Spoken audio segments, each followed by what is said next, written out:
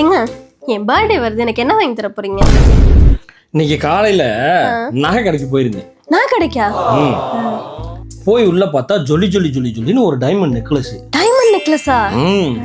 நானும் அந்த கடைக்காரனை கூப்பிட்டு, அண்ணே அண்ணே அந்த ஜொலிக்கிற டைமண்ட் நெக்லஸ் எவ்வளவு அண்ணே அப்படின்னு கேட்டேன். எவ்வளவுன்னு சொன்னாங்க?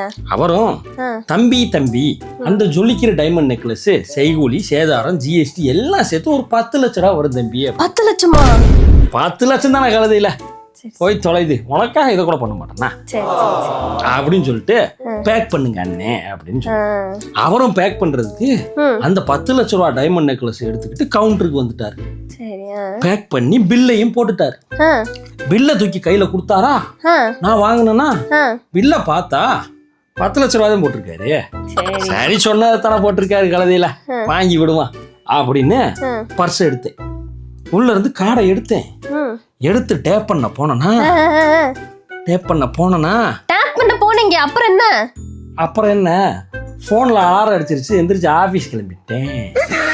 இப்போ எனக்கு என்ன பண்ணுவீங்கன்னு தெரியாது. அந்த 10 லட்சம் ரூபாய் டைமண்ட் நெக்லஸ் என் கையில இருக்கணும். போய் அதை வாங்கிட்டு வாங்க. கிளம்புங்க. என்ன பாத்துட்டு இருக்கீங்க? கிளம்புங்க, டக்குன்னு கிளம்புங்க.